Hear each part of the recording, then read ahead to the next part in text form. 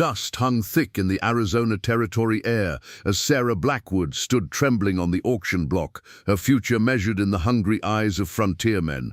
Debts her father couldn't pay had stripped her of everything, even her freedom. The auctioneer's voice boomed across the crowded square, a virgin bride to the highest bidder. Each call drove the price higher, each bid tightening invisible chains. Then silence fell as a lone figure stepped forward, an Apache warrior, his obsidian eyes unreadable beneath the desert sun. With one silver coin and a raised hand, he claimed her, not with lust but with purpose. What could drive an Apache warrior to rescue a white settler's daughter? Before we jump back in, tell us where you're tuning in from. And if this story touches you, make sure you're subscribed because tomorrow I've saved something extra special for you.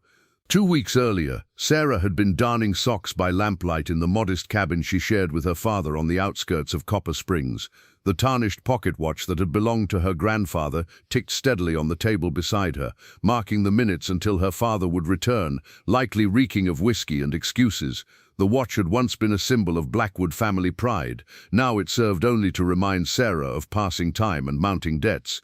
Her fingers moved mechanically with the needle, mending holes while her mind wandered to memories of her mother.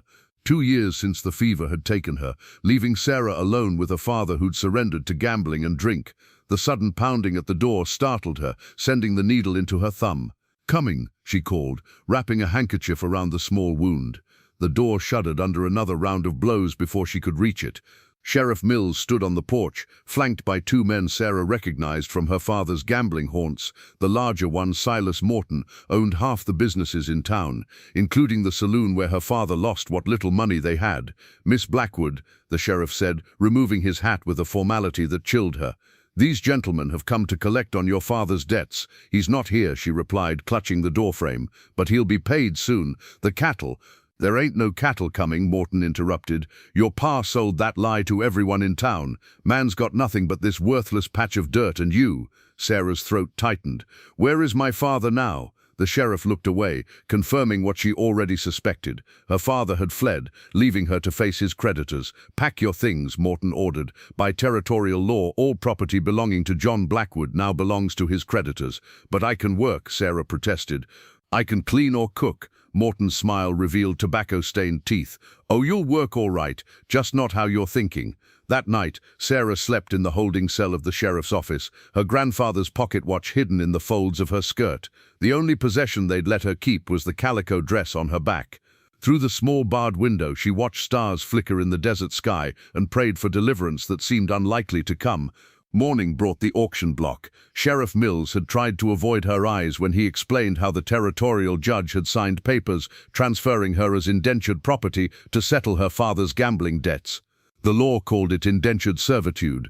Everyone knew it was barely disguised slavery. "Best hope for a decent master," he'd mumbled, leading her from the cell. "Maybe a rancher needing a housekeeper." But when they reached the town square, the auctioneer had other ideas. "We've got something special today," he called to the gathering crowd, his eyes lingering on Sarah's face, then trailing down her body. "Young, healthy female. Untouched, so my sources say. Perfect for a man wanting a proper wife without the courtship." The meaning of his words crashed over her. They weren't selling her labor, they were selling her body, her virtue, her future. "No," she whispered, pulling against the sheriff's grip. "You can't do this." "It's already done," he replied, not unkindly. Judge signed the papers. She thought about running but knew she wouldn't get far. The desert would kill her if the men didn't catch her first. With no family, no allies, and nowhere to go, Sarah stepped onto the wooden platform as the crowd of men gathered closer, their expressions ranging from sympathy to naked hunger. As the bidding began, she closed her eyes and clutched the hidden pocket watch, its steady ticking against her leg, the only reminder that time would continue to pass, even through this nightmare. Perhaps death would have been kinder than what awaited her now, but some stubborn part of her refused to surrender to despair. Then the crowd fell silent, and Sarah opened her eyes to see what had caused the sudden hush. Beishu had not planned to enter the white man's settlement that day. He had come to the outskirts only to trade herbs for supplies, a necessary risk he took 4 times each season. The small medicine pouch at his hip contained rare desert plants that white doctors sometimes purchased for their own remedies, though they rarely acknowledged where such knowledge originated. He had been about to leave when he heard the commotion in the town square. Curiosity, a trait his elders often warned would bring him trouble, drew him closer. Keeping to shadows and alleyways, he watched the gathering crowd. Most Apache avoided white settlements entirely, but Bidishu had long walked the dangerous space between worlds. The sight of the young woman on the auction block stirred something deep within him. Her posture spoke of terror, barely contained, of dignity struggling to survive. He had seen such auctions before, of horses, cattle, even of Mexican and Indian captives, but something about this woman's quiet defiance reminded him of his sister before raiders took her many seasons ago. His hand moved to touch the medicine pouch, feeling the sacred herbs inside. The dreaming sage had told him 3 nights past that he would find what was lost. He had assumed it meant he would locate the rare white sage he sought in the northern canyons. Now he wondered if the old medicine woman had seen something more. Bigali shook, slipped his hand inside the pouch, fingers finding the single silver coin he kept as payment for his herbs. 1 coin, all that remained from his last trading journey. It would buy enough supplies to see him through the coming months. Without it, winter would bring hardship. $20. Do I hear 25? The auctioneer's voice cut through his thoughts. Look at her, gentlemen. Finest stock you'll find. The men called their bids, their voices carrying the same tone they used when pricing cattle. Bigaldishur watched the woman's face, saw her retreat deep inside herself as the bids climbed higher. Her spirit was separating from her body, a dangerous state he had seen in those who had endured great trauma. Decision made, Bigali stepped from the shadows. The crowd parted instinctively, conversations halting mid-sentence as he approached. Fear and hatred flashed across many faces, reactions he had grown accustomed to over the years. His height and the scars that marked his face tended to silence even the boldest white men. The auctioneer faltered when he saw Bigali step forward. This auction is for citizens only, he stammered. Bigaldishur did not speak. He simply raised his hand, the silver coin between his fingers catching the sunlight. The woman on the platform looked at him, their eyes meeting across the divide of 2 worlds. In her gaze, fear mixed with something else, a fragile hope perhaps, or simple curiosity about this unexpected interruption of her fate. Now see here, a red-faced man shouted. I already bid 30. You can't let a savage buy white property. The sheriff stepped forward, hand resting on his pistol. State your business, Apache. Bigaldishur remained silent, arm extended with the coin offered. He had learned long ago that his silence unsettled the white men more than any words he might speak. They filled the void with their own fears. After a tense moment, the auctioneer looked to the sheriff, who gave a reluctant nod. Sold, the auctioneer declared, his voice lacking its earlier enthusiasm. To the gentleman with the silver dollar. Murmurs of protest rippled through the crowd.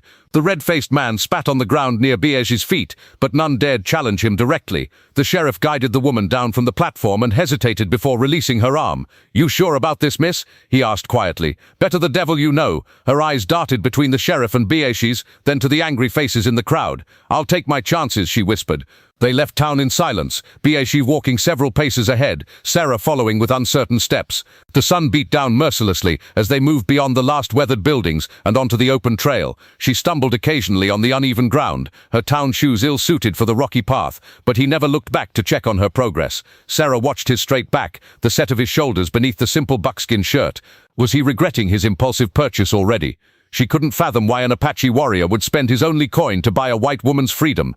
The possibilities that surfaced in her mind made her stomach clench with renewed fear. Where are you taking me? She finally asked when the town had shrunk to a distant smudge on the horizon. Her voice sounded thin in the vast emptiness surrounding them. Bieshi continued walking without acknowledgement. Do you speak English? She tried again, louder. This time he stopped and half-turned, dark eyes assessing her briefly, before he pointed toward distant meshes glowing red in the late afternoon light. Then he resumed walking. By sunset, Sarah's feet were blistered, her throat parched. When Bieshi finally stopped beside a cluster of boulders, she sank gratefully to the ground, too exhausted for fear. He disappeared momentarily, returning with an ornately decorated water vessel that he offered to her without a word. Sarah hesitated, eyeing the canteen suspiciously. Sacred water, he said, his English accented but clear, clean. Surprised to hear him speak, she accepted the vessel. The water was cool and tasted of minerals, strange but not unpleasant. As she drank, she noticed intricate symbols carved into the canteen's surface, similar to designs she'd seen on Apache baskets in the general store. Beishu built a small fire with practiced efficiency. From a leather bag, he produced dried meat and something that looked like flatbread, offering her a portion of each. They ate in silence as stars appeared in the darkening sky. Thank you, Sarah ventured when they had finished, for the food and for what you did back there. She gestured vaguely in the direction of town. He studied her face in the firelight, then nodded once in acknowledgement. Why did you help me? She asked, emboldened by his response. Beishu looked into the fire. For a long moment, Sarah thought he wouldn't answer. Then he spoke, each word carefully chosen. no one should be sold. The simple statement hung in the air between them. There was a depth of meaning in his words that Sarah sensed but couldn't fully comprehend. She wondered what experiences had taught him such a lesson. When Beishu unrolled a blanket and gestured for her to rest, Sarah realized she was expected to sleep in the open desert. Despite her exhaustion, anxiety surged anew. Once he slept, perhaps she could slip away, find her way back to town. Surely someone there would help her, the preacher's wife maybe, or the schoolteacher. But as she lay wrapped in the rough blanket, watching Beishu settle against a boulder with apparent intention to keep watch through the night, Sarah reconsidered. What awaited her in Copper Springs except more men like Morton? At least this quiet Apache had shown her basic decency. Sleep claimed her despite her fears. She dreamed of her mother's gentle hands, of home, of a time before grief and debts had unraveled her world. Sometime in the deepest part of night, Sarah woke with a start. The fire had burned low, and Beishu appeared to be dozing. Moving carefully, she rose and began walking back toward town, guided by starlight. She had gone perhaps half a mile when a shadow materialized beside her, causing her to stifle a scream. "Not safe," Beishu said simply, pointing back toward their camp. "Coyotes, snakes." He paused, then added, "Bad men." Their eyes met in the moonlight. Sarah realized he had likely been awake the entire time, anticipating her attempt to flee. "Where are you taking me?" she asked again. "To safety," he answered. "For now." By midday, they reached a small canyon nestled between two towering mesas. A crude dwelling stood against the red rock wall, part cave, part structure, with juniper posts supporting a roof of branches and clay. Nearby, a small spring bubbled from stone, creating a pocket of green life in the otherwise harsh landscape. Sarah paused, struck by the unexpected beauty of the place. The sun illuminated the canyon walls in shades of ochre and crimson, while eagles circled high above. She had expected to be brought to an Apache camp filled with hostile faces. Instead, this solitary dwelling spoke of isolation. "You live alone?" she asked, following Beashir toward the entrance. He nodded, ducking inside. Sarah hesitated before stepping into the dimness. The interior was surprisingly neat. Sleeping mats on one side, cooking area on another. Various pouches, baskets and tools hung from the walls. In one corner stood a loom with a half-finished blanket of intricate design. Beashir gestured to a small mat. "Yours," he said simply, then pointed to a larger mat across the dwelling. "Mine." The clear separation of space eased some of her anxiety. He retrieved something from a basket, a square cloth covered with colorful beadwork. Unfolding it before her, he pointed to a beaded symbol. "Water," he said clearly, then pointed to the spring outside. Sarah realized with surprise that the cloth was a teaching tool. Each symbol represented a different word. "Water," she repeated tentatively. A ghost of a smile touched his lips. He pointed to another symbol. "Fire, fire," she echoed. For the next hour they continued this way, Beashir pointing to symbols, Sarah repeating the Apache words. Some sounds felt impossible for her tongue to form correctly, bringing frustration, but he showed unexpected patience. When they took a break, Sarah ventured outside to the spring. Kneeling beside the clear water, she splashed her face and caught her reflection, sunburned, hair tangled, eyes hollow with exhaustion. She barely recognized herself. Movement caught her attention. Looking up, she glimpsed other dwellings in the distance, tucked into the canyon walls. Smoke rose from several locations, evidence of an Apache encampment perhaps half a mile away.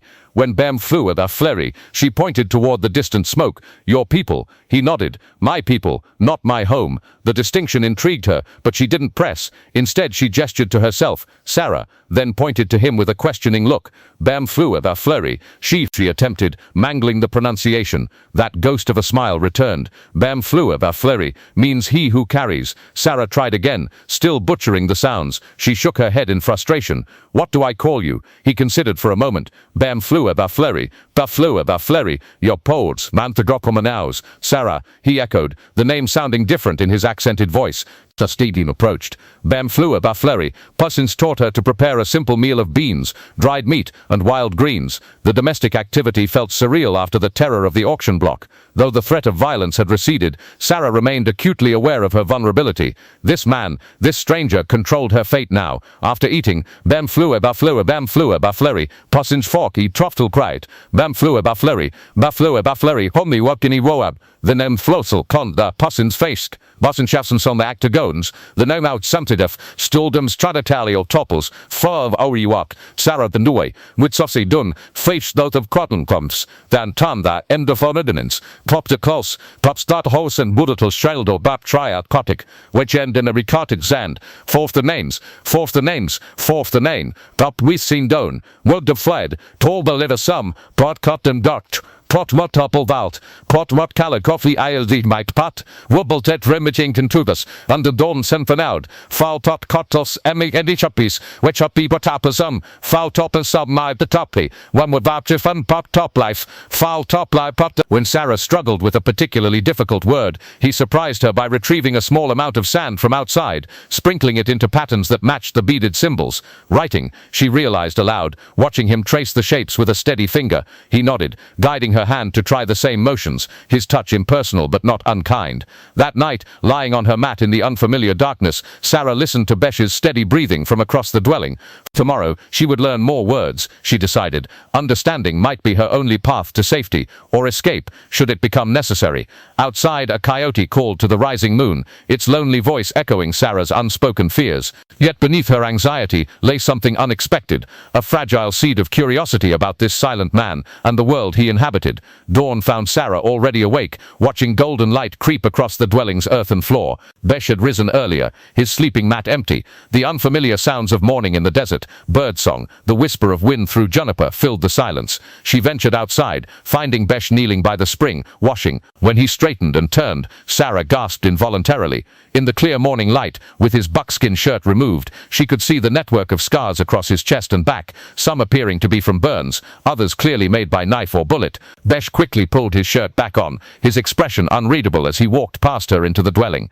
"I'm sorry," Sarah said, following him. "I didn't mean to stare." He nodded once in acknowledgement, then busied himself with morning tasks. When he handed her a wooden bowl of some grain porridge, Sarah noticed similar scars on his forearms. "Your scars," she ventured cautiously, "from battle." Besh paused, then made a gesture that seemed to encompass more than simple fighting. "Some. Others from when I was taken. Taken by blue coats, U.S. cavalry."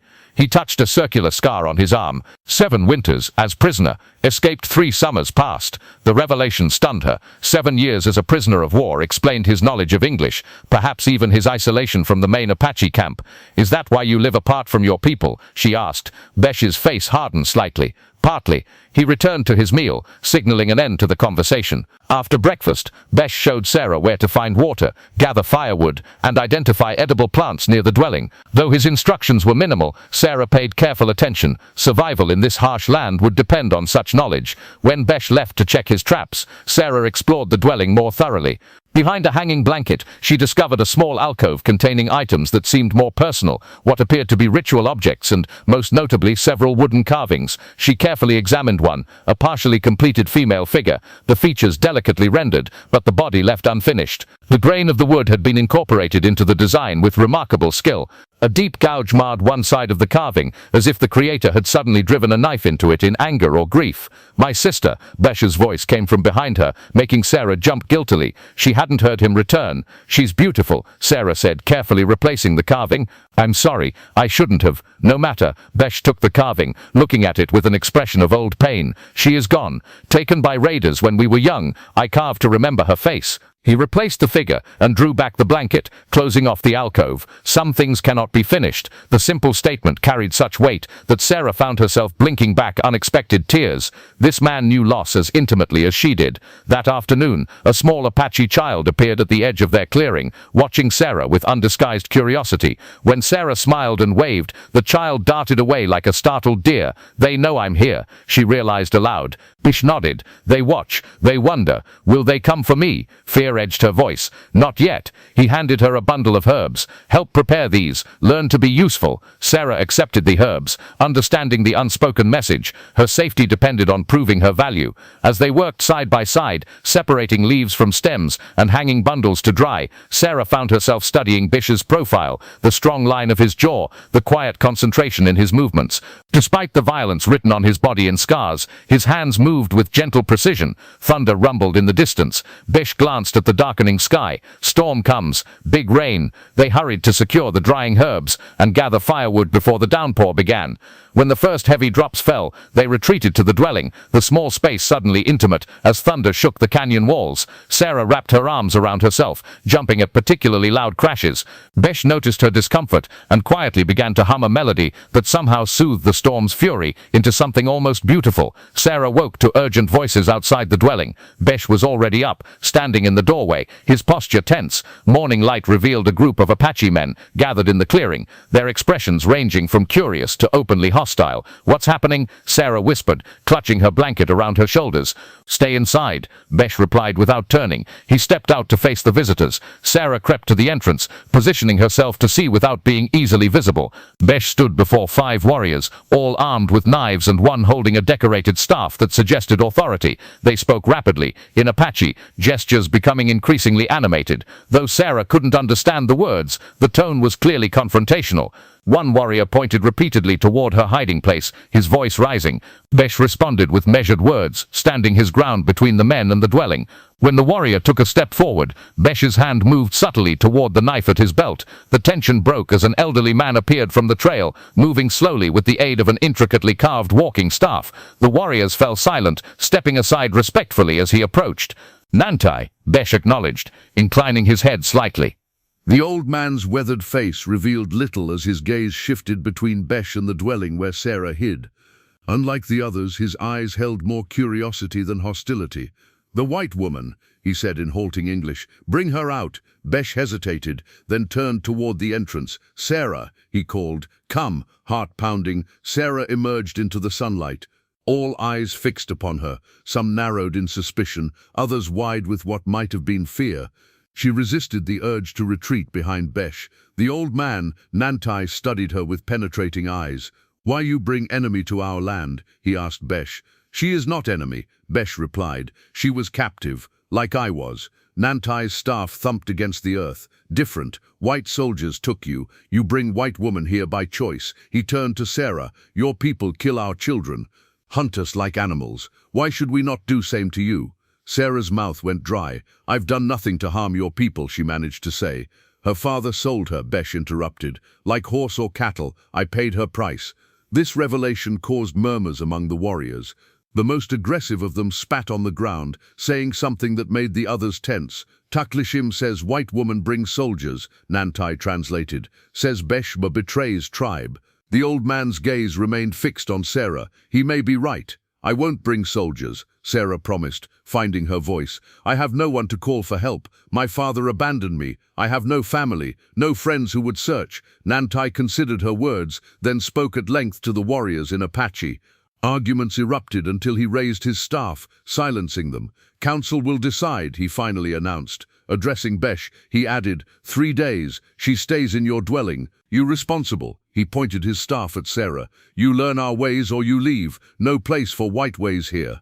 After the warriors departed, Nantai lingered. He approached Sarah, studying her face as if reading her character. "Why he buy you?" the old man asked suddenly. Sarah glanced at Besh, who had moved away to give them space. "I don't know," she admitted. "He said no one should be sold." Nantai nodded slowly. "Beshi knows chains, both iron and here. He is healer. Perhaps he sees wound in you to heal." His weathered hand reached out, pressing something into her palm. "Learn fast, white daughter. Some warriors think your blood would please the spirits." Sarah looked down to find a small clay bead shaped like a turtle in her hand. "Protection," Nantai explained. "Keep close." As the old man shuffled away, Sarah turned to Besh. 3 days to prove myself worthy of staying alive," she said quietly. Besh's expression remained stoic, but his eyes held concern. "We begin now," he replied, reaching for the beaded language cloth. "Much to learn." Dawn had barely broken when Besh roused Sarah from sleep. "Come," he said simply, already dressed and waiting by the entrance. Time short. They ventured deeper into the canyon than Sarah had yet explored. Besh moved with quiet efficiency, occasionally stopping to point out plants and explain their uses through his limited English and expressive gestures. "This," he said, indicating a nondescript shrub with tiny leaves, "stops bleeding." He mimicked pressing something to a wound. Next, he showed her a flowering plant with delicate purple blossoms, for fever. Very powerful. Too much. He made a choking sound and rolled his eyes dramatically. "Dead." Despite the gravity of her situation, Sarah found herself smiling at his crude but effective explanations. She recognized some plants from her mother's own herbal knowledge, though the names differed. "My mother used this for coughs," she said, pointing to a familiar-looking plant. She called it mullein. Besh nodded approvingly. "You know plant medicine?" "Some," Sarah admitted. "My mother taught me before she died, but I don't know these desert plants." A look of interest crossed his face. "Show me what you know." As they gathered herbs, Sarah explained treatments her mother had taught her, poultices for wounds, teas for various ailments, salves for burns. Besh listened intently, occasionally asking questions that revealed his own extensive knowledge. By midday, they returned to the dwelling with a bundle of medicinal plants. Besh produced a smooth stone mortar and pestle, demonstrating how to grind certain leaves into a paste. "Now you," he instructed, handing her the tools. Sarah's first attempts were clumsy. The leaves clumped unevenly, and the paste was too watery.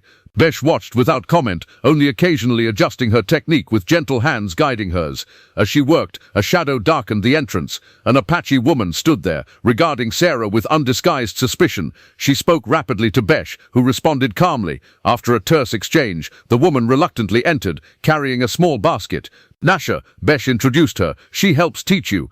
Nasha was perhaps 10 years older than Sarah, with hard eyes that suggested difficult years. She placed her basket down with deliberate movements, then spoke to Besh again, her tone making it clear she was here under duress. "She says you will ruin good medicine." Besh translated with the hint of a smile. "I tell her you already know some healing ways." Nasha snorted in disbelief, but began unpacking her basket, revealing various dried herbs, roots, and what appeared to be animal parts, hooves, teeth, bits of bone. She arranged these methodically, then looked at Sarah expectantly. Through Besh's translation, Sarah learned that Nasha had reluctantly agreed to teach her proper preparation of Apache medicines at Nantai's request. The older woman demonstrated grinding techniques, proper amounts, and mixing procedures with brisk efficiency.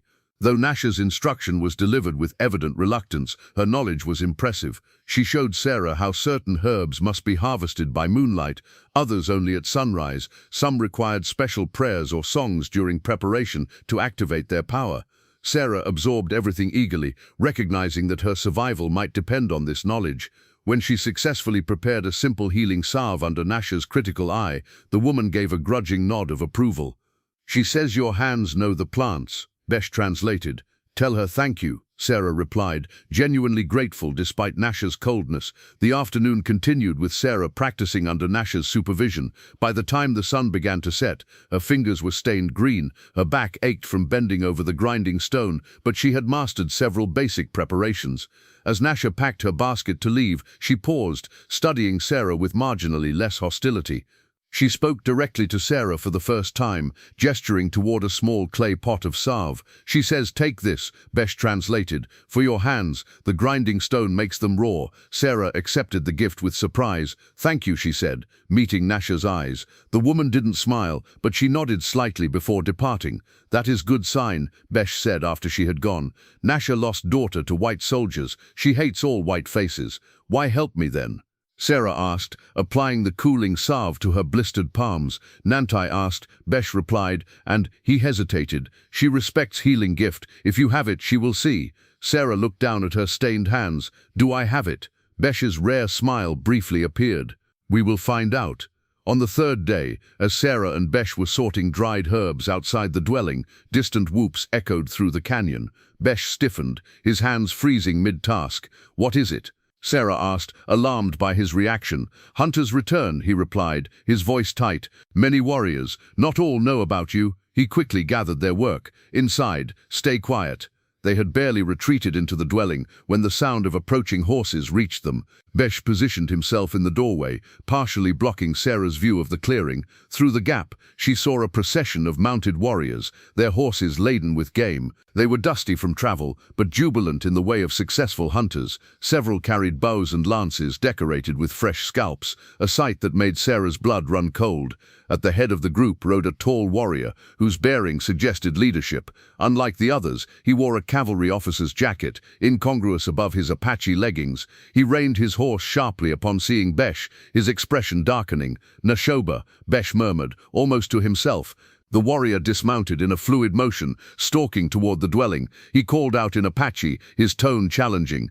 Besh responded calmly, not moving from his protective stance. The exchange grew heated, Nashoba's voice rising as he gestured emphatically toward the dwelling. Other warriors gathered, forming a loose circle around the confrontation. Sarah recognized Taklishim among them, his face twisted with satisfaction as he spoke rapidly to Nashoba, clearly informing him about her presence. Nashoba's next words required no translation. The rage in his voice transcended language barriers. He attempted to push past Besh, who firmly stood his ground. Their standoff lasted several tense heartbeats before Neshoba reached for the knife at his belt. In the split second before violence erupted, Sarah stepped into view. "I'm here," she said, her voice steadier than she felt. "I'm the white woman." Neshoba's dark eyes locked onto her with such hatred that Sarah unconsciously clutched the turtle bead hanging around her neck. He barked a question at Besh without taking his gaze from Sarah. "He asks why I bring enemy to Sacred Canyon," Besh translated, his body still positioned protectively between them. "Tell him I'm not an enemy," Sarah replied. "Tell him I'm learning your ways, the healing ways." When Besh translated, Neshoba laughed harshly. He spoke again, this time drawing a finger across his throat in a universal gesture. "He says white medicine is poison," Besh said quietly. "Says only good white person is dead one." The situation might have deteriorated further had Nantai not appeared, making his way slowly through the gathered warriors with the authority of age and wisdom. He spoke at length, occasionally gesturing toward Sarah and Besh. Though his voice remained low, the power of his words was evident in the warriors' respectful silence. Neshoba responded angrily, pulling something from his saddlebag, a broken arrow with unusual markings. He thrust it toward Nantai, speaking rapidly. "What's happening?" Sarah whispered to Besh. "Neshoba finds this arrow near hunting grounds," Besh explained tensely. "Says it belongs to Blue Mountain Apache enemies. Says spirits angry because white woman in Sacred Canyon." Nantai examined the arrow, then spoke again, his weathered face grave. Neshoba and several warriors argued vehemently, while others looked uncertain. Finally, Nantai raised his staff for silence. He turned to Besh and spoke directly to him. "Council has decided," Besh translated for Sarah. "We must leave Main Canyon, move to Outer Rim until next full moon." "We're being banished," Sarah asked, heart sinking. "Not banished, protected," Besh corrected. "Neshoba wants your blood." Nantai gives time for tempers to cool. As the warriors dispersed, Neshoba lingered. He approached until he stood directly before Sarah, separated only by Besh's resolute presence. He spoke softly, menacingly. "He says, 'Watch sky,'" Besh translated reluctantly. "When moon grows full, he comes for white blood." Neshoba reached out suddenly, seizing the turtle bead at Sarah's neck. With a sharp tug, he snapped the cord, holding the talisman up with contempt, before throwing it to the ground. He crushed it beneath his heel before mounting his horse and riding away. Sarah stared at the broken bead in the dust. "How long until the full moon?" she asked quietly. 17 days, Besh replied. "We pack now, leave before sunset." Their new shelter near the canyon rim was more primitive, a simple lean-to nestled against a rock overhang. From this higher vantage, they could see across the vast desert to distant mountains shimmering in the heat. They could also spot anyone approaching long before they arrived. For 5 days, Sarah and Besh established their new routine. They gathered food and medicinal plants, improved their shelter, and continued Sarah's education in Apache ways. Though the circumstances were dire, Sarah found herself adapting with surprising ease to this simpler existence. On the 6th night, Sarah woke to find Besh sitting outside, staring at the quarter moon with unusual intensity. His expression was distant, troubled in a way she hadn't seen before. "What's wrong?" she asked, settling beside him. Besh didn't answer immediately. His fingers worked a small piece of wood, carving by touch rather than sight. "Dreams come," he finally said. "Bad dreams, old memories." Sarah waited, sensing he might say more if not pressed. 7 years in iron cage, he continued after a long silence. "Army fought. They tried to make Apache into white man. Cut hair, beat language out of us." His knife bit deeper into the wood. "Many die. I live, but spirits grow weak." Sarah's heart ached at the pain evident in his voice. "Is that why you saved me? Because you know what captivity feels like?" Besh nodded slowly. "Partly. Also," he hesitated, searching for words. "Dreams told me. Woman with sun hair has medicine spirit, needs freedom to heal." The revelation that he had dreamed of her before their meeting sent a strange shiver through Sarah. "I don't have medicine spirit," she protested. "I only know what my mother taught me." "Spirit sleeping," Besh replied. "Needs ceremony to wake it." He stood suddenly, decision made. Tonight, under speaking moon. Throughout the day, Besh prepared with focused intensity. He gathered specific plants, arranged stones in a circular pattern near their shelter, and crafted a small drum from wood, and stretched hide with remarkable speed. As sunset painted the canyon walls in deepening hues of red and purple, Besh instructed Sarah to wash in a small spring and change into a clean buckskin dress he had brought from their previous dwelling. "What exactly is this ceremony?" Sarah asked, nervousness creeping into her voice. She had been raised on stern warnings about pagan rituals and heathen practices. "Medicine journey," Besh explained, arranging dried herbs around the stone circle, "to find your healing power. To prepare for what comes." His eyes met hers. "You afraid?" "A little," she admitted. "My father's preacher would say this is devil's work." Besh considered this, then shook his head. "Not devil. Old ways, older than white man's book." He placed the drum at the center of the circle. Same creator, different path. As darkness settled over the desert, Besh built a small fire. The flames cast dancing shadows across the stone circle, transforming the ordinary into something mystical. He motioned for Sarah to sit opposite him, then began a low, rhythmic drumming. The simple beat seemed to match her heartbeat, then gradually altered it, drawing her into a different rhythm. Besh's voice rose in a chant, words Sarah couldn't understand, but somehow felt deep within her chest. He added herbs to the fire, releasing aromatic smoke that spiraled upward toward the stars. The scent was not unpleasant, sage, cedar, and something sweeter she couldn't identify. Breathe deep, Besh instructed. Close eyes, find quiet place inside. Sarah hesitated, then obeyed. The drumbeat surrounded her, the smoke filled her lungs, and Besh's voice became a thread leading her into unexpected stillness. Time seemed to stretch and compress simultaneously. Behind her closed eyelids, Sarah began seeing images, her mother's hands preparing medicines, patients recovering under her care, plants growing and healing. These familiar memories gave way to older visions, women in ancient times gathering herbs, singing to plants as they harvested them, passing knowledge from mother to daughter across countless generations. When Besh's drum finally fell silent, Sarah opened her eyes to find the fire burned low and the moon high overhead. Tears streaked her face, though she couldn't recall crying. "What did you see?" Besh asked softly. "Women," Sarah whispered. "Healers. So many of them, stretching back through time. My mother was there and others before her." Besh nodded, unsurprised. "Medicine lineage. Healing gift passes through blood." He reached across the dying fire to touch her forehead gently. Now spirit awake, now ready to learn deeper medicine. As dawn broke over the canyon rim, Sarah felt fundamentally changed, as if the ceremony had reconnected her to something essential she hadn't known was missing. 8 days after the ceremony, Besh left at dawn to replenish their dwindling supplies. Sarah remained at the shelter, grinding herbs for medicines she now prepared with growing confidence. The visions from the ceremony had faded, but something had remained, an intuitive understanding of plants and their properties that went beyond her previous knowledge. Midday approached when Besh returned, moving with unusual haste. His expression was grim as he dropped his bundle of supplies. "White men," he said without preamble, "4, armed, following our old trail." Sarah's hands stilled on the grinding stone. "Soldiers, no, worse." Besh quickly gathered essential items. "Bounty hunters." One was at auction. Cold fear washed through her. "How did they find us?" "Sheriff told, or trader." Besh's movements were swift, efficient. Man at auction wears red beard. Recognized him. Sarah remembered the red-faced man who had bid aggressively for her. "Why would they come after me? I'm not worth." "Not just you," Besh interrupted. "Me too. Reward for escaped Apache prisoner." He gestured for her to pack medicines. "They say I stole you. Double bounty." As they hastily prepared to move deeper into the canyon system, Besh explained what he had overheard while hidden near the trading post. The bounty hunters had shown a crude wanted poster to the trader, asking about a white woman and an Apache man. The trader had mentioned rumors of a lone Apache living in the northern canyons. "How close are they?" Sarah asked, securing her medicine pouch. "Half day behind, but they have horses." Besh slung a water skin over his shoulder. "We go where horses cannot follow." They set off immediately, Besh leading them toward a narrow ravine that cut through the mesa. The path grew increasingly difficult, steep in places, requiring them to climb rather than walk.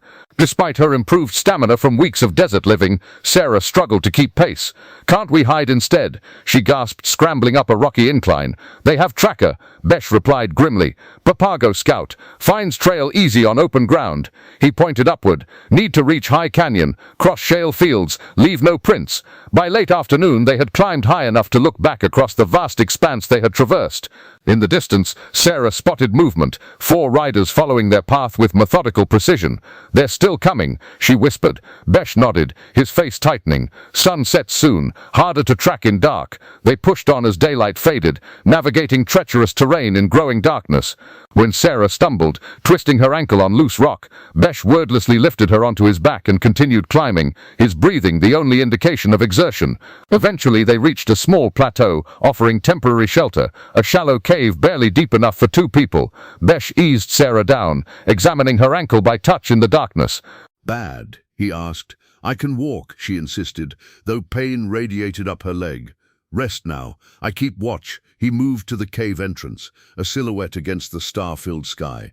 Despite her exhaustion, sleep eluded Sarah. "Will they give up?" she finally asked. "No." Besh's response was matter-of-fact. "Money too good. Redbeard wants revenge too." "For what?"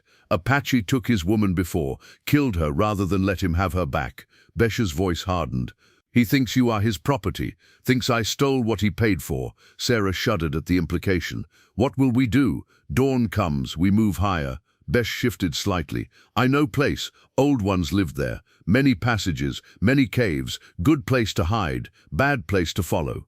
A sudden crack of gunfire echoed across the canyon, followed by a distant whoop. The hunters were firing randomly, hoping to provoke a response. They think to frighten us, Besh said softly. Make us run blind. What if they catch us? Sarah asked, voicing her deepest fear. Besh was silent for so long she thought he might not answer. Finally he turned toward her, his profile just visible in the starlight. I die fighting, he said simply. You? He reached over, pressing something into her hand, a small knife with a bone handle. You choose your path, live in chains or die free. The weight of the blade felt both terrible and comforting in her palm.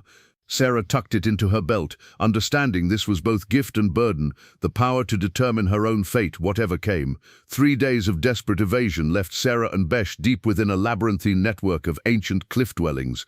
Built by people long vanished, the stone structures clung to the canyon walls like swallows' nests, accessible only by precarious handholds cut into the rock face.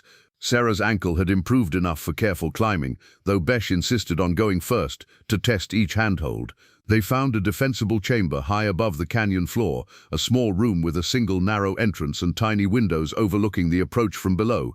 Ancient ones were wise, Besh observed, examining the stonework, built to see enemies coming, built to defend. While Sarah prepared a sparse meal of dried meat and cactus fruit, Besh slipped away to scout the area. He returned before sunset, carrying something wrapped in a scrap of cloth. Found Hunter's old camp, he explained, unwrapping the bundle. They leave in hurry, leave things behind. The bundle contained unexpected treasures, a small bag of coffee beans, a metal cup and several crumpled papers. Besh handed the papers to Sarah. White man's words, he said. You read. Sarah smoothed the first paper, an official-looking document with territorial government seals. Scanning it quickly, she frowned. It's a bounty notice, she explained. $300 for the return of dangerous Apache escapee. She looked up at Besh. That's you. He nodded, unsurprised. And others? The second paper was a crude map of the canyon region. The third made her blood run cold, a torn letter written in her father's unmistakable scrawl. Though incomplete, the content was clear enough, managed to settle the debt quite profitably.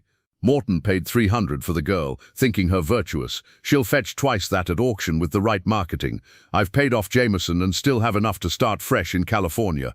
No sense remaining in a territory where... The letter continued on the back. Concerns about legal complications are unfounded. The territorial judge signed the transfer papers himself for a mere $50. By the time anyone might question the arrangement, I'll be established under a new name in San Francisco. If your conscience troubles you, remember that Sarah always was too headstrong for her own good. A firm husband will... The remainder had been torn away, but Sarah had read enough. The room seemed to sway around her as the full truth crashed down.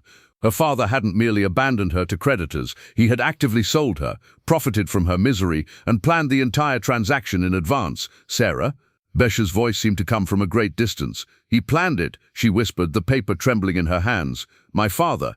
He arranged everything, sold me for profit. $300. A harsh laugh escaped her. Apparently, that's what a daughter's worth.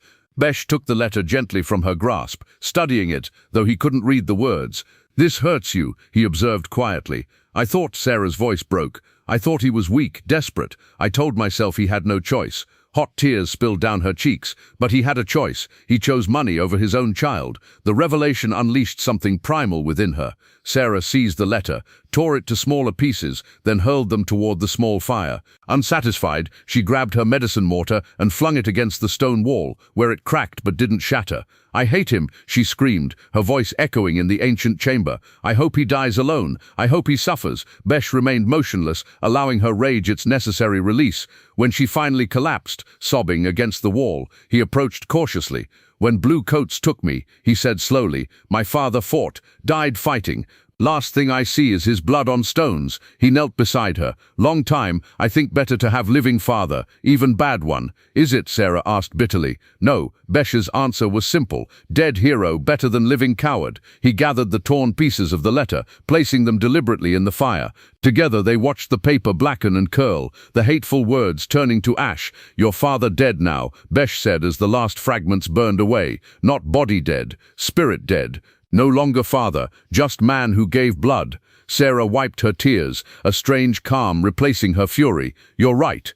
He has no claim on me anymore. She looked at Besh, really seeing him through new eyes. I choose my own path now. Besh nodded, satisfaction in his gaze. Good medicine, he said simply. Truth hurts, then heals. After 7 days in the cliff dwelling, with no sign of the bounty hunters, Besh deemed it safe enough to venture beyond their immediate shelter. The ancient complex offered numerous chambers connected by narrow passages, some still containing pottery shards and stone tools from their long-departed inhabitants. We stay here, Besh decided. Good place to learn, safe for now. With their immediate survival no longer the sole focus, Sarah's education intensified. Each day brought new lessons, not just in healing, but in all aspects of Apache life. Morning found them on a small ledge overlooking the canyon, where Besh presented Sarah with a simply crafted bow. For you, he said, demonstrating the proper grip. Small game, close range. Sarah examined the weapon, smaller than a hunting bow, with arrows tipped in stone rather than metal. I've never shot before. Learn now. Besh positioned her hands, showing how to nock an arrow and draw the string. Breathe in, aim. Breathe out, release. Her first attempts missed the improvised target, a bundle of dried yucca by embarrassing margins. By midday her fingers were raw, her arms ached, but determination kept her practicing. When her 5th arrow finally struck the target's edge, Besh nodded approvingly. Good, tomorrow better. The bow became just one of many tools Sarah learned to use. Besh taught her to move silently across rocky terrain, to identify animal tracks, to listen to the desert's subtle language of rustling vegetation and bird calls.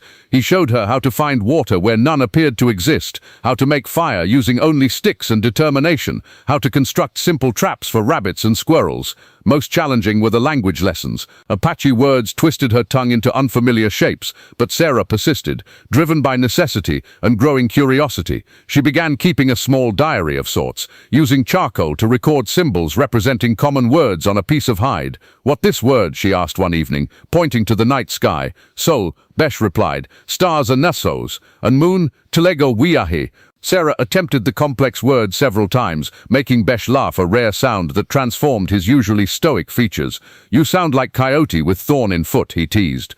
Then teach me better, she challenged, smiling despite herself. As days passed, Sarah's body changed, becoming leaner, stronger, her skin darkening under the desert sun. Her hands, once soft from domestic life, grew calloused and capable. She moved differently too, with greater awareness, economy of motion, a certain quiet confidence. 2 weeks into their stay, Besh declared it time for Sarah's first hunt. Dawn found them descending to the canyon floor, moving silently through sparse vegetation. When a jackrabbit appeared some 20 yards distant, Besh nodded toward Sarah's bow. She nocked an arrow, drawing as she'd practiced countless times. The rabbit tensed, sensing danger. Sarah breathed out and released. The arrow flew true, striking the animal's neck. Clean kill, Besh observed with quiet pride as they approached the fallen rabbit. Now what? Sarah asked, surprised by her lack of squeamishness. Now you thank rabbit for its life, Besh instructed. Then learn to prepare what Creator has provided. With methodical patience, he showed her how to skin and clean the animal, using every part, meat for food, hide for small pouches, sinew for thread, bones for tools. Nothing wasted, he explained. This is Apache way. That evening, as they ate the rabbit stew Sarah had prepared, Besh seemed unusually contemplative. What are you thinking? Sarah asked, now comfortable with such direct questions. Thinking you learn fast, he replied. Thinking you have Apache spirit in white skin. Sarah considered this unexpected compliment. Do you think your people will ever accept me? Some already do, Besh said. Nantai watches from distance. Sends Nasha sometimes to observe you. Nasha has been watching us? Sarah was startled. 3 times while you practice bow, once while you prepare medicines. Besh nodded toward the canyon rim. She reports to Nantai. Old man is wise, knows value when he sees it. The knowledge that they weren't as isolated as she'd believed was both unsettling and strangely comforting. And Nashaba? Besh's expression darkened. Still waits for full moon. 8 days remain. Sarah touched the knife she now carried constantly at her belt. Then we have 8 days to prepare. Besh studied her face in the firelight, noting the determination that had replaced fear. Yes, he agreed with approval. 8 days to make you true Apache warrior. Sarah woke to find Nasha standing in the entrance of their dwelling, her expression unreadable. Behind her stood 2 other Apache women, their faces painted with red ochre lines that Sarah had learned signified a ceremonial gathering. Nantai sends, Nasha said in her limited English. Women make clay pots today. You come. Sarah glanced uncertainly at Besh, who nodded encouragement. Go, he said. Important to learn women's ways too. Gathering her medicine pouch and a small gift of dried herbs, Sarah followed the women down a hidden path that wound along the canyon wall. They moved in silence until reaching a secluded grotto where a spring created a small pool. Several more women sat in a circle, clay and tools arranged before them. Conversation ceased abruptly when Sarah appeared. Some women looked away, while others stared openly at the white woman in their midst. One elder spat on the ground, her hostility requiring no translation. Nasha spoke firmly, gesturing toward Sarah. Though she couldn't understand the words, Sarah recognized her name mentioned several times. The elder responded sharply, pointing at Sarah's hair, her skin, her clothes now a mixture of her original dress and Apache garments. What does she say? Sarah whispered to Nasha. Says white woman cannot learn sacred ways. Nasha translated bluntly. Says you have no right. Before Sarah could respond, another woman intervened, younger than the elder, but with similar features, perhaps her daughter. She spoke at length, occasionally gesturing toward Sarah's medicine pouch. When she finished, Nasha turned to Sarah. Casa says you prove yourself first. Show healing knowledge. Sarah hesitated, then stepped forward. Kneeling before the group, she opened her medicine pouch and arranged several carefully prepared remedies, a salve for burns, herbs for fever, a poultice for wounds. With deliberate movements that needed no translation, she demonstrated the preparation and application of each. The women watched with varying degrees of interest. When Sarah finished, she offered the burn salve to the elder, who had opposed her presence. For hands, Sarah explained in halting Apache, pointing to the woman's fingers, cracked and reddened from years of work with fire and clay. Takes pain away. The elder stared at the offering, clearly torn between rejection and practical need. Finally, with a grunt that might have been acceptance, she took the small pot of salve and applied a tiny amount to her fingers. A collective breath seemed to release among the gathered women. Casa smiled slightly and patted the ground beside her, inviting Sarah to join the circle. What followed was both lesson and test. The women showed Sarah how to prepare clay from the canyon soil, mixing it with water and fine sand to achieve the proper consistency.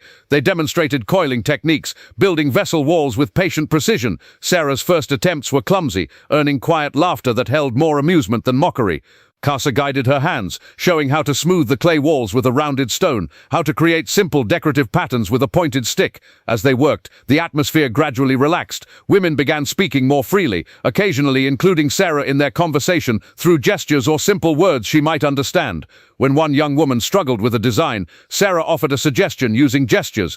The resulting pattern, a hybrid of Apache and European motifs, drew appreciative nods. By midday, Sarah had produced a small, imperfect water vessel. The elder inspected it critically, turning it in her gnarled hands before speaking to Nasha. She says not bad for first try. Nasha translated. Says maybe you have some skill after all. From the elder, this was high praise indeed. Sarah accepted her vessel back with appropriate humility.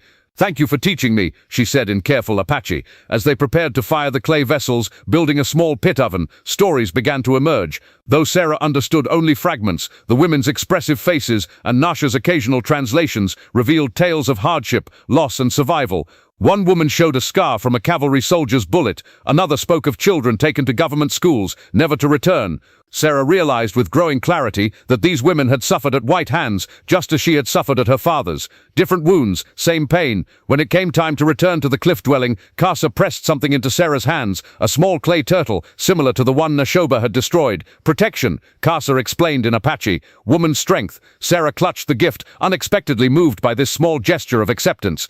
As they climbed back toward the ancient dwelling, Nashoba walked beside her. You did well, she said simply. Perhaps Nantai is right. About what? Sarah asked. Nasha's gaze was evaluating. About you belonging to 2 worlds. About you making bridge where there is only war. Sarah was practicing her Apache vocabulary when Besh returned from hunting, his expression grave. Without speaking, he began gathering their essential belongings. What's happened?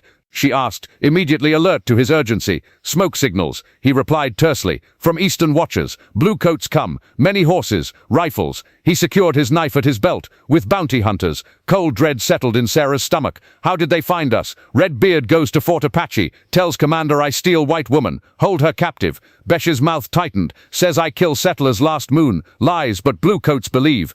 Sarah helped pack their medicines and food, mind racing. "But we haven't done anything wrong." Besha gave her a look that spoke volumes about the futility of such distinctions. "I am escaped prisoner. You are white woman with Apache. All they need to know." A distant hollow note echoed through the canyon, a military bugle signaling troop movements. Besha's tensed, listening intently. "Cavalry scouts," he said, "moving up canyon floor." Nantai appeared suddenly in the dwelling entrance, his aged face lined with concern. "You must leave," he said without preamble. "All Apache scatter to high places. Too many soldiers." "How many?" Besh asked. "2 hands of warriors," Nantai replied, holding up 10 fingers. "Maybe more coming." Redbeard Hunter tells big lies. Says Beshus leads war party. Says white woman needs rescue. Sarah's indignation flared. "That's ridiculous. I can tell them the truth." Both men regarded her with identical expressions of sad wisdom. "Truth not matter," Beshus said gently. "They see what they expect to see." Nantai nodded agreement. "White soldiers take you. Kill him. Or white woman says truth. Both go to prison. No good path there." Within minutes, the small Apache community was mobilizing for evacuation. Families gathered only what could be carried, preparing to scatter into remote hideouts across the canyon network. Nancy approached briefly, pressing a small bundle of dried food into Sarah's hands before hurrying away without a word. "Where will we go?" Sarah asked as they prepared to leave. "North," Besh decided. "Beyond soldiers' territory. Cross Big River. Find new place." The implication struck Sarah forcefully. Leaving meant abandoning any hope of returning to her former life, though that existence already felt like a distant memory belonging to someone else. Still, the finality of this departure gave her pause. "There's another option," she said hesitantly. "I could go back, explain everything, tell them you rescued me, didn't kidnap me." Besh stilled, his back to her. "You want this?" "No," she answered honestly, "but if it would prevent bloodshed." He turned, studying her face. "They not believe you, say I bewitched you with Apache magic. Or say you fear me, lie to protect yourself." His eyes held hers steadily. "Even if they believe, I still go to prison, escaped prisoner." Sarah knew he was right. The military's view of Apache was shaped by years of conflict and deep-rooted prejudice. Her testimony would be dismissed or twisted to fit their expectations. "Then we go north," she decided firmly. Nantai returned as they finished preparations, carrying something wrapped in deerskin. "For journey," he said, offering the bundle to Besh. Inside was a cavalry officer's pistol and ammunition, clearly taken from some unfortunate soldier in a previous encounter. Besh hesitated before accepting the weapon. "Long time since I held white man's gun." "Time comes again," Nantai replied grimly. Then, to Sarah's surprise, he turned to her. "You have strong spirit, white daughter, like mountain flower that grows in rock, not where expected, but strong nonetheless." He pressed his weathered hand briefly against her forehead in what seemed a blessing. "Go with Creator's protection." They left as sunlight faded, using darkness to mask their departure. From their high vantage point, Sarah could see campfires dotting the canyon floor, the cavalry making camp for the night, unaware that their quarry was slipping away. At a narrow pass overlooking the canyon, they paused for a final look at the place that had briefly been home. The Apache dwellings were dark and still, giving no hint of the people who had inhabited them. By morning, there would be no trace of anyone having lived there at all. "Your people are good at disappearing," Sarah observed quietly. "Long practice," Besh replied. "Apache survive by being like wind, seen in trees moving, but wind itself not caught." As they turned away, the distant bugle sounded again, haunting notes that seemed to chase them into the wilderness. Sarah touched the clay turtle at her neck, drawing strength from its simple form as they vanished into the shadow of the mountains. For 2 days, they traveled through increasingly rugged terrain, climbing higher into mountains where twisted pines clung to rocky slopes. The air grew thinner, cooler, carrying the scent of coming winter. They moved mainly at night, resting in hidden places during daylight hours. Near dawn on the 3rd day, they reached a swift-flowing river, too deep and dangerous to cross in darkness. As they made camp in a small grove of trees, Sarah noticed Besh's unusual tension. "What troubles you?" she asked. "Beyond the obvious." "Sacred land," he replied, looking around warily. "Old spirits here, very old. Dangerous spirits, not dangerous, but powerful, demanding respect." He arranged branches to create a rudimentary shelter.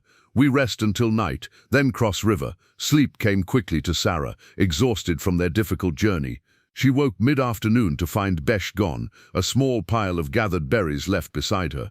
Stretching sore muscles, she ventured a short distance from camp to wash in a shallow pool. The sound of galloping horses sent her diving for cover behind a fallen log. Heart pounding, she peered carefully around her hiding place to see a cavalry patrol passing along the ridge above, too close for comfort, but not close enough to spot their small camp if they remained still.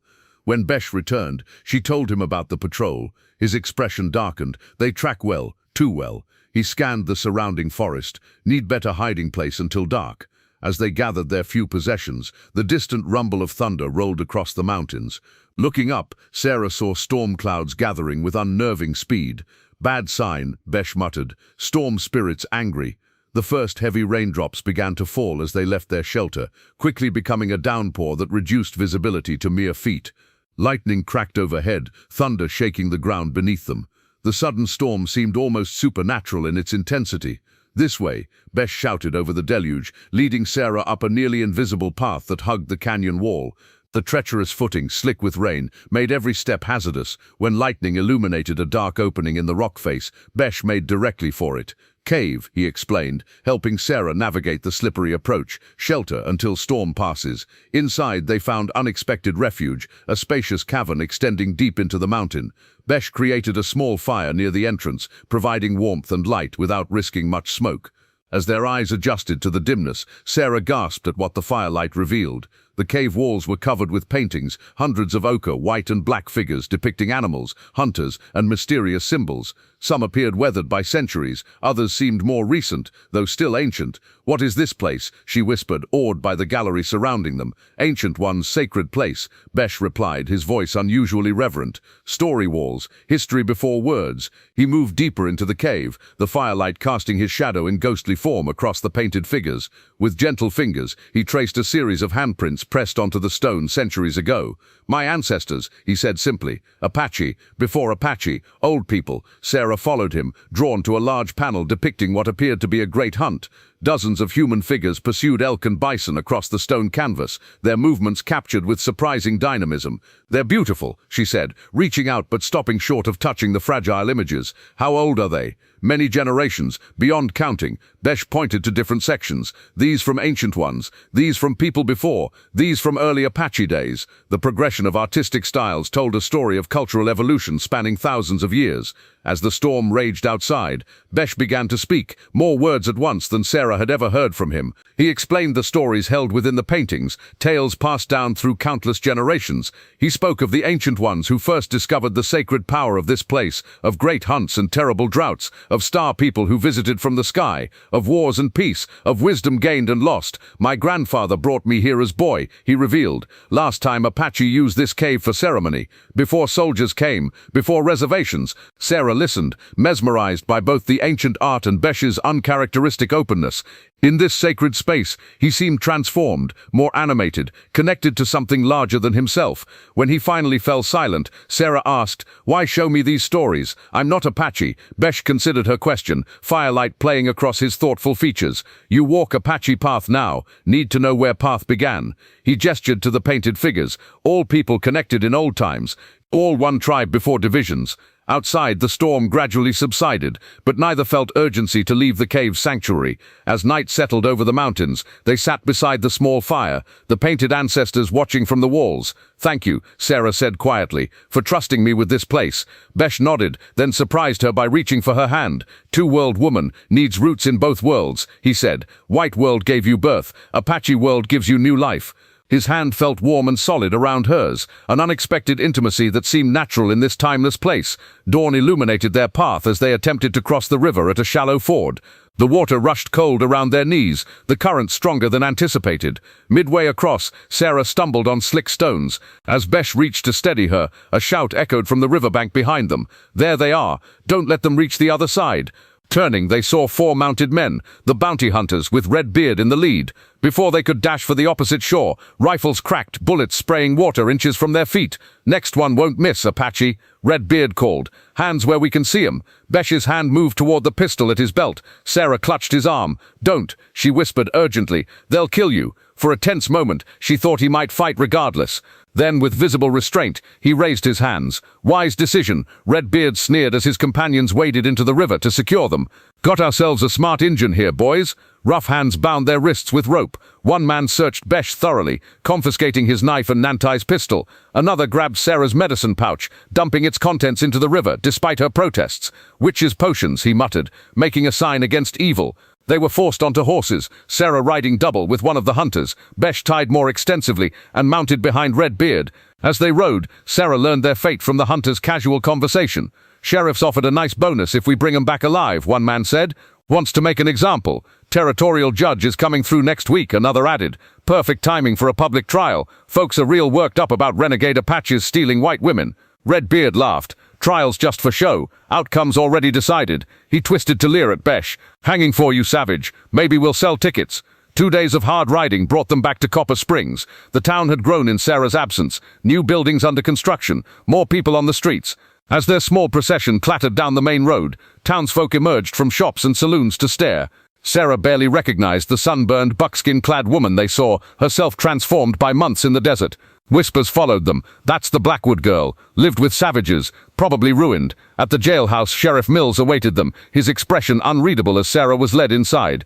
"Miss Blackwood," he acknowledged stiffly. "You're alive." "No thanks to you," she replied coldly. Mills had the grace to look uncomfortable. "We thought you were taken against your will. The Apache, his name is Beishu," Sarah interrupted, "and he saved me from being sold like cattle." "Which you allowed to happen." The sheriff flushed. "That was legal. The territorial judge was bribed," Sarah finished, "by my father and Morton." A commotion outside drew their attention. Through the window, Sarah saw Beishu being roughly dragged toward a separate cell behind the jailhouse, the Indian cage, a small metal structure exposed to the elements. "Don't hurt him," she cried, moving toward the door only to be blocked by Mills. "He'll be secure until the judge arrives," the sheriff said. "You'll stay in a proper cell inside. He needs medical attention," Sarah insisted, noting the blood on Beishu's face from rough handling. "He'll survive," Mills replied dismissively. "Indians are tough." As the sheriff led her to a cell, Morton appeared in the doorway, his broad face alight with satisfaction. "Well, well," he drawled. "Property returned at last." He approached, eyeing Sarah like merchandise being assessed for damage. "Still might fetch a decent price at auction. Some men don't mind used goods." Sarah spat at his feet. "I am not property." Morton's face darkened. "We'll see about that. I've got papers saying otherwise." Sheriff Mills intervened, surprisingly firm. "That's enough, Morton. The judge will sort this out proper." After locking Sarah in her cell, Mills lingered. "For what it's worth," he said quietly, "I never liked that auction business. Wasn't right, but it was legal." "Legal doesn't make it right," Sarah replied. Through the small window in her cell, she could see the Indian cage where Beish sat motionless, his back straight despite his bonds, dignity intact even in captivity. Mills followed her gaze. "That Apache, did he treat you well?" The question contained layers of assumption that made Sarah's anger flare. "Better than any white man in this town," she answered sharply. "He respected me as a person, not property." The sheriff's brow furrowed. "You sound changed, Miss Blackwood." Sarah touched the clay turtle, hidden beneath her buckskin dress, drawing strength from its presence. "I am changed, Sheriff. And when the judge arrives, I'll make sure everyone knows exactly what happened here." Her voice hardened with determination.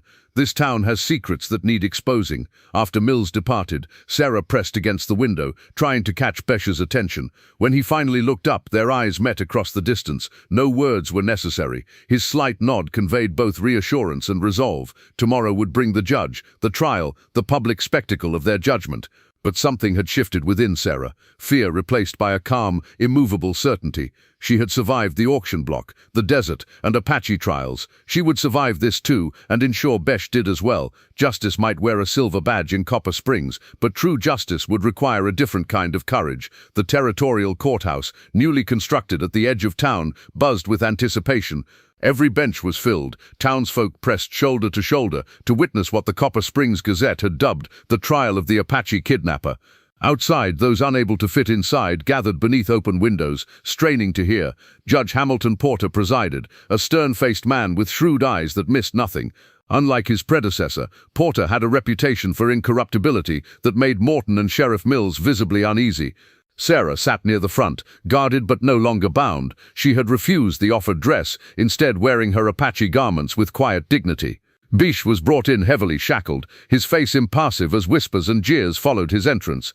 The proceedings began with Morton presenting the original ownership papers, documents transferring Sarah as property to settle her father's debts.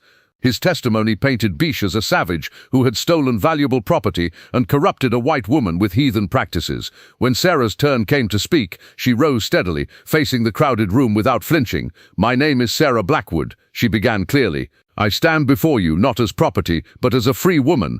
Everything Mr. Morton has told you is a lie built upon corruption." A murmur rippled through the crowd as Sarah methodically dismantled the foundation of Morton's claims.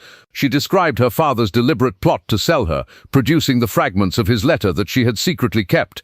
She detailed the bribery of the previous judge, the sheriff's willing complicity, and the sham auction that had treated a human being as merchandise. "This man," she said, gesturing toward Bish, "purchased my freedom with his only coin. He could have left me to my fate but chose compassion instead." Judge Porter leaned forward. "Miss Blackwood, are you stating that you went willingly with the Apache prisoner?" "I am, and I stayed willingly, learning medicine, language, and survival. I found respect among the Apache that was denied me here." This declaration caused an uproar. Porter banged his gavel repeatedly for order. "Your Honor," Morton interjected, "the girl's clearly been bewitched by savage ways. She's not in her right mind." "I've never been more clear-headed," Sarah countered. "Ask Dr. Peterson if I show any signs of mental confusion." The town doctor called forward, reluctantly confirmed Sarah appeared perfectly sane, if changed by her experiences. The judge studied the original sale documents with growing distaste. "These papers," he said finally, "while technically filed according to territorial procedure, represent a practice this court finds reprehensible and counter to natural law. No human being can rightfully be sold as property." He turned to Sheriff Mills. "And you, sir, facilitated this transaction?" Mills shifted uncomfortably. "It was legal at the time, Your Honor." "Legal but unconscionable," Porter replied sharply. His gaze moved to Besh. "As for the Apache prisoner, Beshu, as Miss Blackwood calls you, the matter of your escape from military custody remains. However, the kidnapping charges are hereby dismissed." The courtroom erupted in confused reaction, some protesting, others discussing the implications in hushed tones. Sarah held her breath, awaiting Besh's fate. Porter raised his hand for silence. "Before sentencing, new evidence has come to my attention." He gestured toward the back of the courtroom, where an unexpected figure appeared. Major Thomas Clark of Fort Apache, a distinguished officer known for fair dealings with Indian tribes. Clark approached the bench, presenting official documents. His imprisonment stemmed from a case of mistaken identity during the Yellow Hawk uprising. Subsequent investigation cleared him of wrongdoing, but he escaped before the correction could be implemented. A stunned silence fell as Porter examined the papers. "These appear to be in order, Major. The military has no further claim on this man?" "None, Your Honor. In fact, his knowledge of medicinal plants proved valuable to our fort physician. The Army considers this matter resolved." Judge Porter straightened, his decision clear. "This court finds both defendants innocent of all charges. Furthermore, Mr. Morton and Sheriff Mills will be investigated for corruption and false imprisonment." He banged his gavel with finality. "Case dismissed." In the stunned silence that followed, Sarah moved to Besh's side as his shackles were removed. They stood together, facing the crowd, not as captives but as free individuals. Outside the courthouse, as townsfolk dispersed in buzzing clusters, Nantai appeared unexpectedly, his aged face creased in a rare smile. From beneath his blanket, he produced a small ceremonial headdress, a circle of leather adorned with both eagle and hawk feathers. "For two world bridge makers," he said, offering it to them both. "New path needs new symbols." 3 months later, a small trading post stood at the crossroads between Copper Springs and Apache territory. The hand-painted sign announced Blackwood and Bishu, medicines and fair trade. Inside, Sarah wrapped a bundle of fever herbs for a rancher's wife, while Besh explained the proper preparation to a curious Apache youth. Their dwelling behind the post combined elements of both worlds. Apache practical simplicity, with select comforts of settler life. "Never thought I'd see the day," the rancher commented, watching his wife converse with Apache customers. "Whites and Indians trading peaceful-like. Different worlds can meet without bloodshed," Sarah replied, her hand finding Besh's. "When people recognize the humanity in each other." As sunset painted the desert gold, they stood in the doorway of their home, watching the transformation of light across the land they both now claimed as their own, a sanctuary between worlds where freedom, once so elusive, had finally been forged.